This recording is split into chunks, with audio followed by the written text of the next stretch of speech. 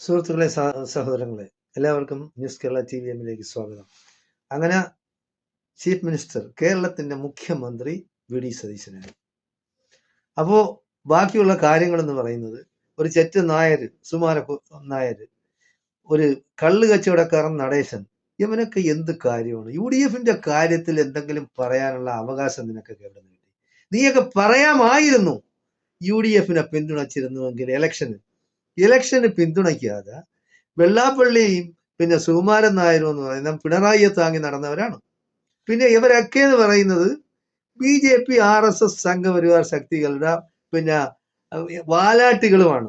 യവന്മാരാണ് അഭിപ്രായം പറയുന്നത് UDF-ൽ ആര് മുഖ്യമന്ത്രിയാവണം, അത് ചെയ്തത് തെറ്റായിപ്പോയി, അങ്ങനെ ചെയ്യാൻ പാടില്ലായിരുന്നു, മുസ്ലിം ലീഗിന് കീഴടങ്ങി UDF അല്ലെങ്കിൽ കോൺഗ്രസ് നേതൃത്വം.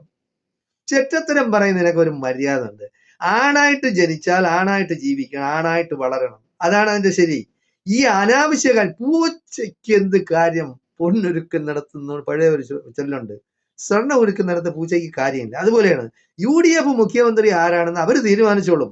അതിന് ഈ ചെറ്റത്തരം പറയുന്ന നായരായിരുന്നാലും ശരി, ഇനി ഈ കള്ള് പിന്നെ നടേശനായിരുന്നാലും ശരി, നിങ്ങൾക്ക് അതിൽ യാതൊരു കാര്യമില്ല. നിങ്ങളുടെ അടുത്ത് ആരും അഭിപ്രായം ചോദിച്ചില്ല. മുസ്ലിം ലീഗ് അഭിപ്രായം പറയും, കേരള കോൺഗ്രസ് അഭിപ്രായം പറയും, ജേക്കബ് ഗ്രൂപ്പ് അഭിപ്രായം പറയും, ഷിബു ബേബി ജോൺ അഭിപ്രായം പറയും, അവരെല്ലാവരും പറയും. അതൊക്കെ അവരുടെ കാര്യങ്ങളാണ്. RSP അഭിപ്രായം പറയും. അതിൽ നിങ്ങൾ ആരും കൈകടത്തണ്ട. എന്തായാലും ശരി, അന്തസ്സായ അഭിമാനത്തോടെ പിന്നെ ചെയ്ത തീരുമാനങ്ങൾ, അതായത് ഉറച്ചെടുത്ത തീരുമാനം, അത് ജനങ്ങളുടെ വികാരമാണ് കോൺഗ്രസ് ഹൈക്കമാൻഡ് ചെയ്തത്.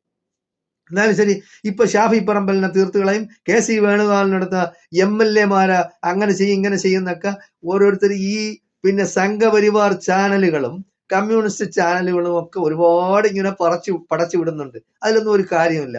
ഒരു ജനാധിപത്യ പാർട്ടി എന്നുള്ള നിലയിൽ 3 പേര് നേതാക്കന്മാര് മുഖ്യമന്ത്രി സ്ഥാനത്തേക്ക് മത്സരിച്ചപ്പോൾ ഓരോരുത്തരുടെ കൂടെ നിൽക്കുക. അതൊക്കെ അവരുടെ ഇഷ്ടമാണ്.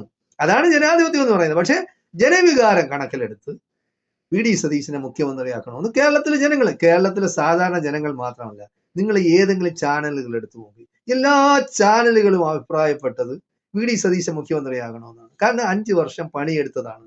അപ്പൊ ആ ടീമിനെ നയിച്ചത് വി.ഡി. സതീശനാണ്. വി.ഡി. സതീശൻ തന്നെ മുഖ്യമന്ത്രിയാകണം. വേണമെങ്കിൽ പിന്നെ ആലോചിക്കാം. ഇനിയിപ്പോ പറയുന്നു പറഞ്ഞാൽ വി.ഡി. സതീശൻ അങ്ങനെ തെറ്റിപ്പോവും, ഇങ്ങനെ തെറ്റിപ്പോവും, അത് തീർന്നു. ഇപ്പൊ പിന്നെ രമേശ് ചെന്നിത്തല BJP പോവും, അതിർത്തിയൊക്കെ കാണും, അതിലൊന്നും കാര്യമൊന്നുമില്ല. അതൊക്കെ സമയമാവുമ്പോഴത്തേക്ക് നല്ലതുപോലെ അന്തസ്സോടെ രമേശ് ചെന്നിത്തലയ്ക്ക് നിൽക്കാമെങ്കിൽ അടുത്ത 2-3 വർഷം കഴിഞ്ഞിട്ട് വേണമെങ്കിൽ മുഖ്യമന്ത്രിയാക്കും. അല്ലാതെ ഈ വിരട്ടി കോൺഗ്രസ്